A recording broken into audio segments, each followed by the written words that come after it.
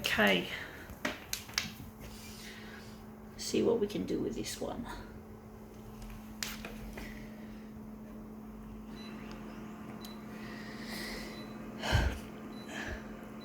I wonder how big we're going to make it. No, we're not going there.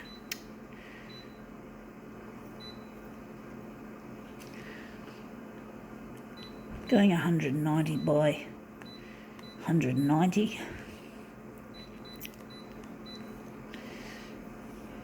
Oops, I just tried to scratch my face and bump the phone, sorry. Silly. This is a paper. This is a type of thing, inky, so it's going to be... Actually, we don't want to make it that light. We're just going to leave it like that, stuff it. It's hard to know how to set this silly shedder up.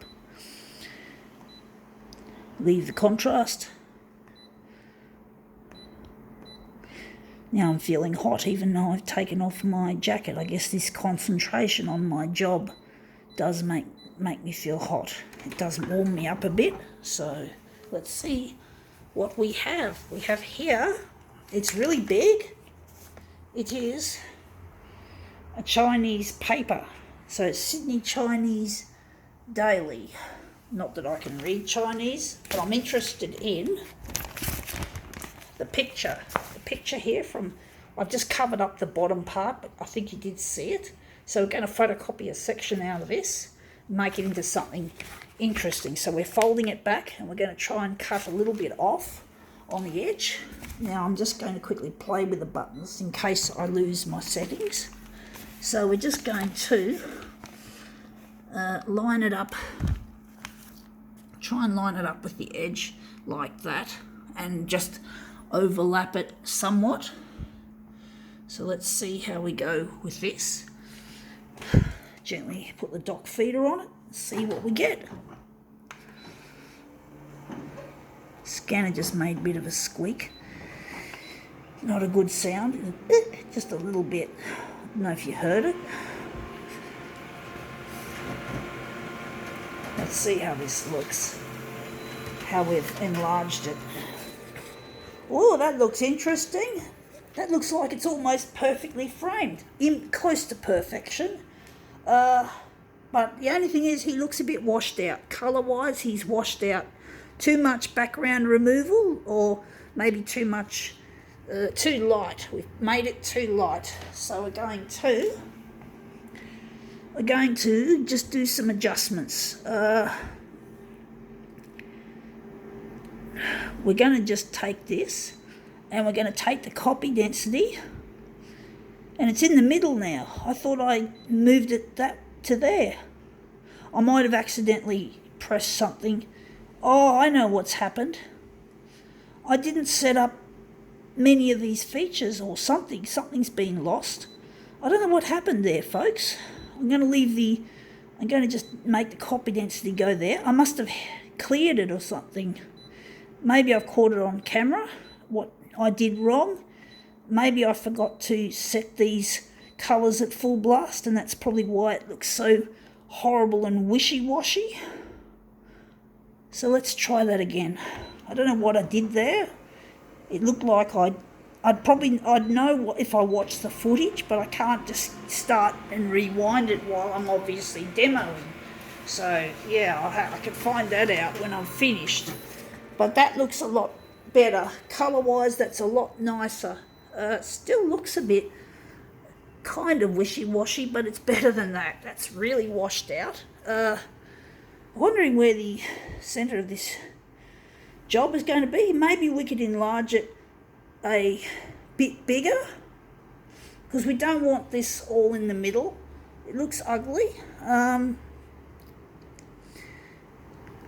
Just wondering how we're going to make this look any good. So we're going to take the vertical and we're going to make it a lot bigger. Going to make it 230. We're going to just distort the aspect, what they call the aspect ratio. But as a single piece, we're making this into a mirror image, so I want to make this a little bit off centre rather than on centre. I don't want it to be centred, so it looks a lot better now that we've got it. It looks distorted, you can see the bubble is sort of flattened, but that's the way we're working. Wondering where the centre of the job is actually going to be. Going to make it there. I'm just wondering if that's going to look any good. I'm just wondering if we're going to, what can we do with this if we're going to make it look better?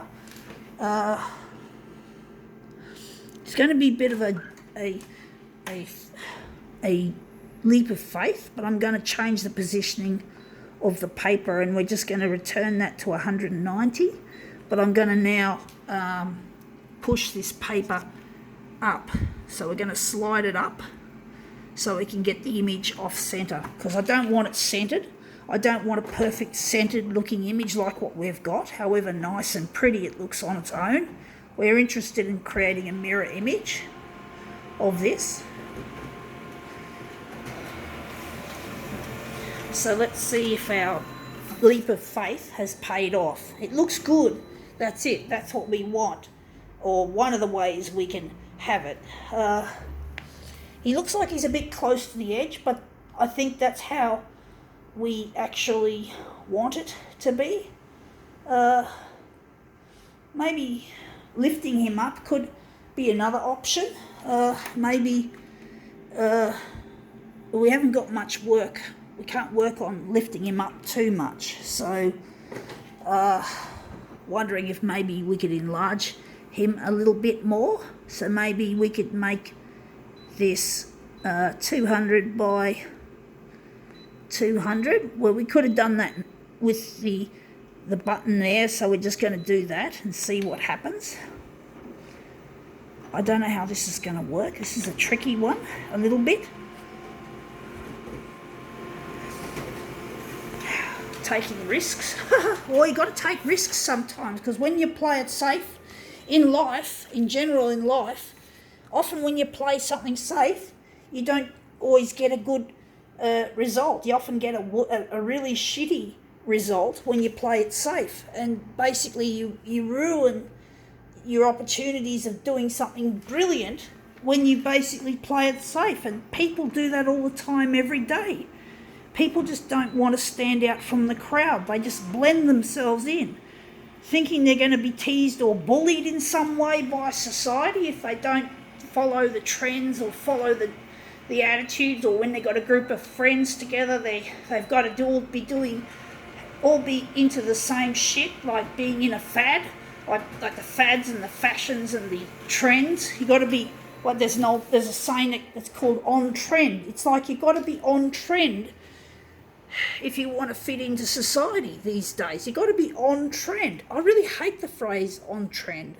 It's so silly, but that's what it means. It means to be trendy, to be spot on with the times. If flared pants are trendy at a certain time, like in the 90s, everyone has to wear them.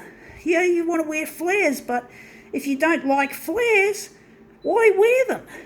I mean, I like flares, to be honest, but basically not everyone likes them. And on the other hand, if your flares go out of fashion, why should people tell you that you're a dag? I wore flares when I was in high school because I wanted to wear pants instead of skirts in wintertime. And I got teased because the pants were flares. These were from the 70s, and they were just second-hand. And basically, yeah, I got hassled for wearing flares. So it goes both ways. You get hassled for wearing them when they're out of fashion, and when they're in fashion and you're not interested in wearing flares, you get persecuted for that. So it shouldn't be like that. People should decide whether they like or dislike something. In the example, flares, flared jeans, flared pants, they came back in fashion in the 90s. Later on, I was in the high school in the mid to late 80s. So yeah, flares were not trendy then, and now I think they're back again. But the thing is, who cares? Who really gives a flying fuck? As long as you're happy with yourself and what you're doing, make your life. Be an individual, folks. Don't be a sheeple. Be a fucking human, a person with a brain and a fucking emotions. Don't follow the crowd, folks. That's my advice. My 2 cents for the day.